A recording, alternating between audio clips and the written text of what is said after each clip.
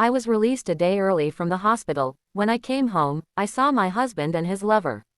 I should have still been lying in a stiff hospital bed, connected to monitors, drifting in and out of restless sleep. But fate had other plans. My recovery went better than expected, and the doctor surprised me with news that I could be discharged a day earlier. I remember smiling faintly, clutching my small hospital bag, thinking how wonderful it would be to surprise my husband. I pictured his face lighting up when he saw me at the door. I imagined him hugging me tightly, whispering how much he missed me. That image carried me all the way home.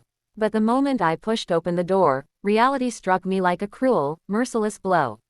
There they were, my husband, Daniel, the man I had trusted with my heart, my life, holding another woman in the very living room we built together.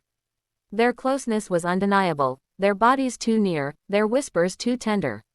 For a moment, they froze, like two actors caught forgetting their lines. His face drained of color, while she quickly pulled away, adjusting her blouse as if that could erase what I had just seen. I stood there, still wearing the hospital wristband, still weak from my stay, yet the pain that surged through me was stronger than any wound or illness. My bag slipped from my shoulder and hit the floor with a heavy thud. That sound broke the silence.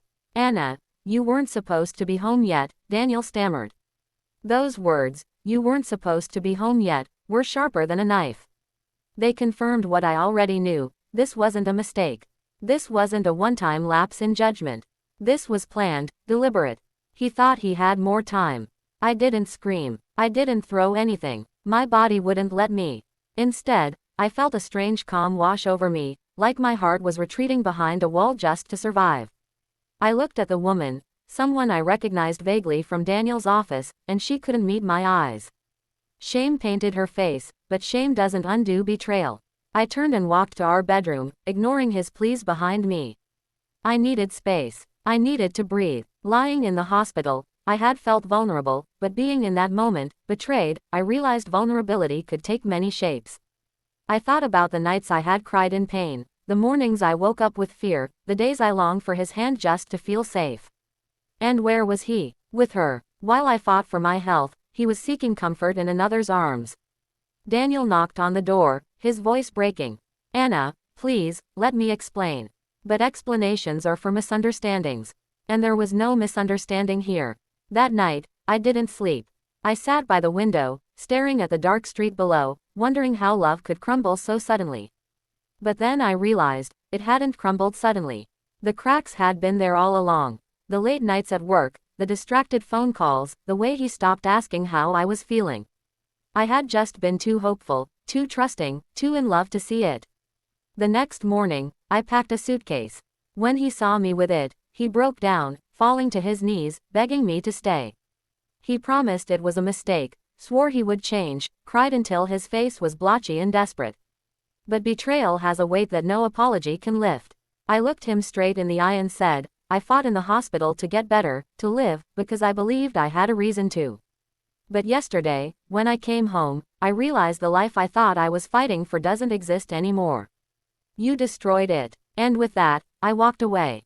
Leaving wasn't easy. There were days I doubted myself, nights I curled up crying, mornings when loneliness pressed down on me like a stone.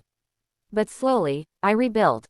I surrounded myself with friends who loved me, with family who stood by me, with my own strength that I had long underestimated. Months passed, and one day, standing in the mirror, I didn't see the woman who came home to betrayal. I saw someone stronger, someone braver. I saw someone who chose herself. And that's the message I want to leave with anyone listening. Sometimes life shatters in ways we never expect, in moments we never see coming. But those broken pieces, they can be rebuilt, not into the same old picture, but into something stronger, something more beautiful. Betrayal may have ended my marriage, but it did not end me. It began a new chapter. One I am writing on my own terms, with dignity, courage, and hope.